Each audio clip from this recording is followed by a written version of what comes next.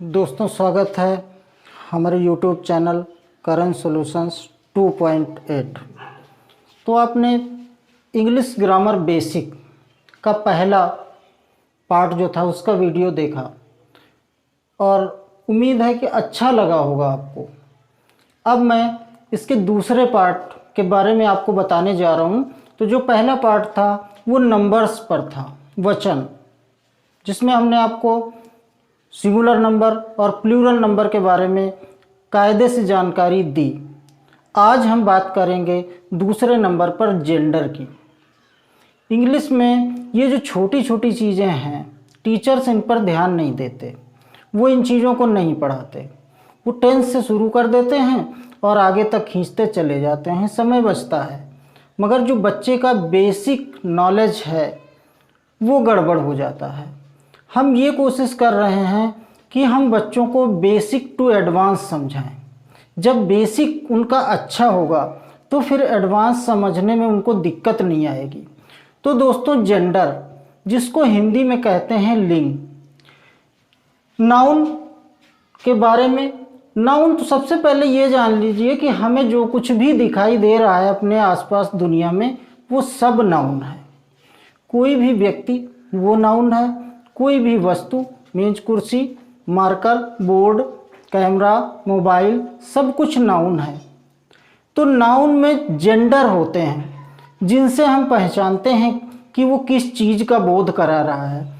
तो दोस्तों देखिएगा, जेंडर को हिंदी में कहते हैं लिंग। 4 प्रकार के होते हैं। पहला होता है मैस्कुलिन जेंडर, जो पुरुष जाति का बोध कराता है।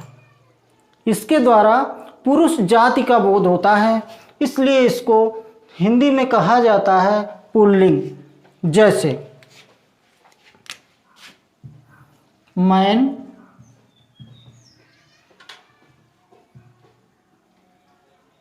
पेन और भी कई सारी चीजें जो पुरुष जाति का बोध जिनसे होता हो। जो दूसरा होता है फेमिनिन जेंडर, इससे स्त्री जाति का बोध होता है। स्त्री जाति का, जैसे गर्ल, काऊ, बिच, हैन, ETC। ऐसे इसमें हो सकता था डॉग, कॉक,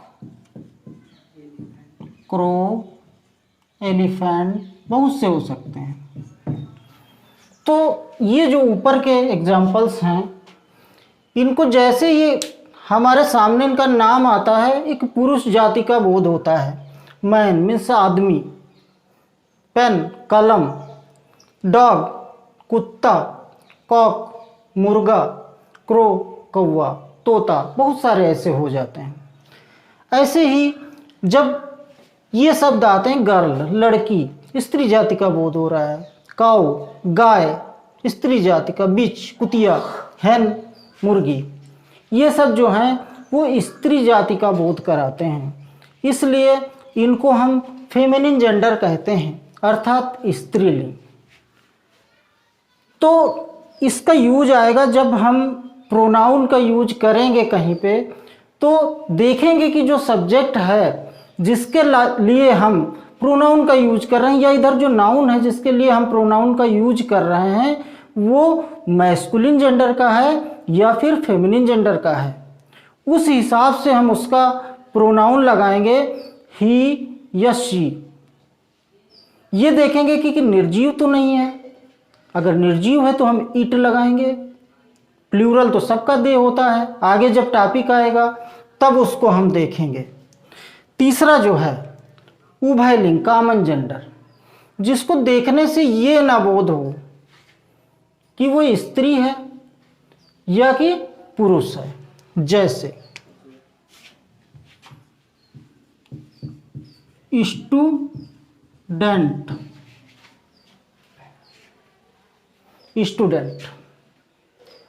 स्टूडेंट क्राउड की बात करें,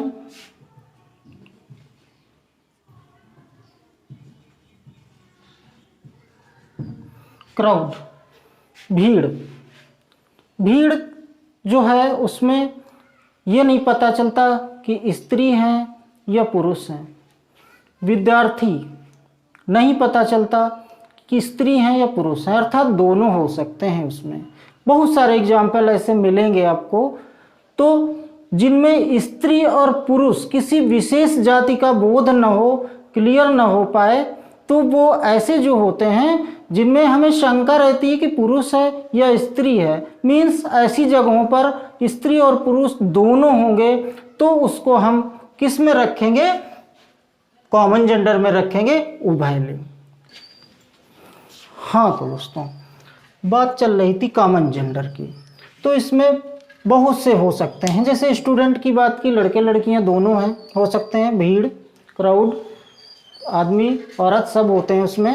पेरेंट्स, माता पिता, पेरेंट्स में कभी कभी बात आ जाती है कि सिंगल पेरेंट, जिसके माता पिता में से एक ने पाला हो तो कहा जाता है सिंगल पेरेंट्स ने पाला है, तो वो माँ और पिता नहीं क्लियर हो पाता, इसलिए इसको रखा जाता है कॉमन नाउन में।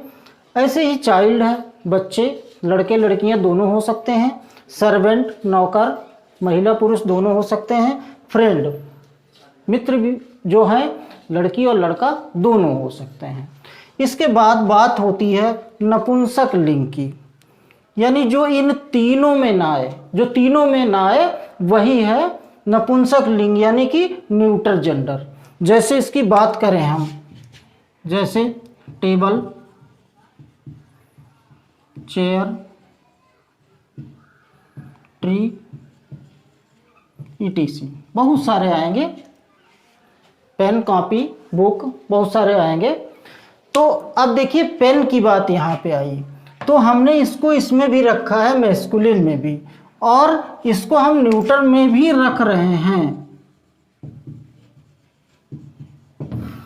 क्यों? क्योंकि जैसे हम बोलते हैं कि मैंने कल तुम्हें एक पेन दिया था, ये नहीं बोलते कि मैंने तुम्हें कल एक पेन दी थी, ठीक है?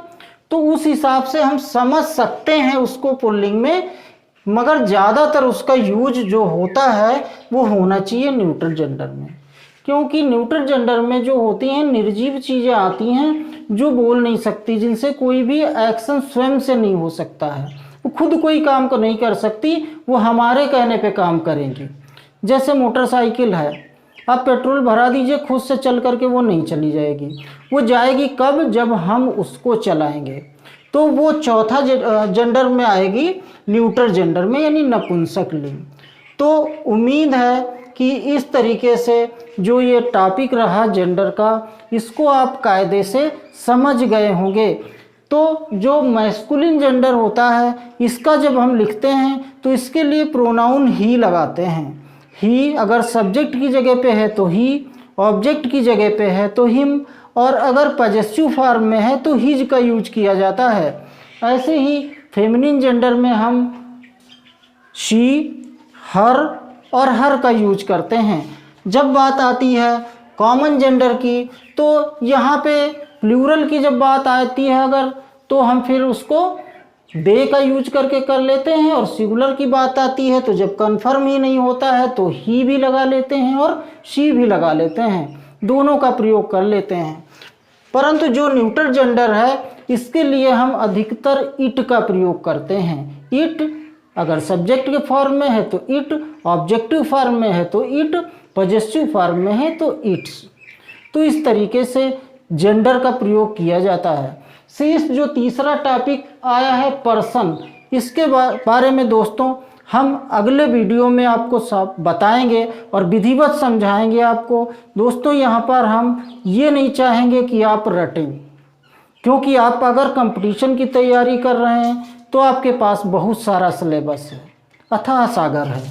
अगर आप एकेडमिक अपना कर रहे हैं, हाई स्कूल में हैं, इंटर में हैं, 9th में, 8th, 7th, किसी भी क्लास में हैं, तो हम नहीं चाहेंगे कि हमारा सब्जेक्ट आप रटें। चाहे हम इंग्लिश पढ़ा रहे हों या फिर हम साइंस पढ़ा रहे हों, हम आपको कोशिश करेंगे कि ज़्यादा से ज़्यादा समझाएं। हमारे चैनल पर ऐसी कोई फैकल्टी नहीं होगी, ऐसा कोई टीचर होगा ही नहीं जो आपको रटाए किसी भी चीज़ को। हम लोग बेहतर तरीके से अपनी तैयारियों से के साथ आएंगे, हम लोग रात दिन मेहनत करेंगे, हमारी जो टेक्निकल टीम है रात दिन मेहनत करेगी, हमारा स्टाफ रात दिन मेहनत करेगा आपके लिए, और आपको हम हर चीज़ समझाने की कोशिश करेंगे जो संभव है। दोस्तों, बस इन्हीं शब्दों के साथ आप सभी के लिए शुभकामनाएं। आप आगे चल करके अपने लक्ष्य को हासिल करें और अपने जीवन में सफल हों। तो दोस्तों, फिर से एक बार चलते चलते वही बात कहूँगा कि चैनल को सब्सक्राइब कीजिए, बेल आइकन को पुश कीजिए, शेयर कीजिए और लाइक कीजिए। धन्यवाद दोस्तों।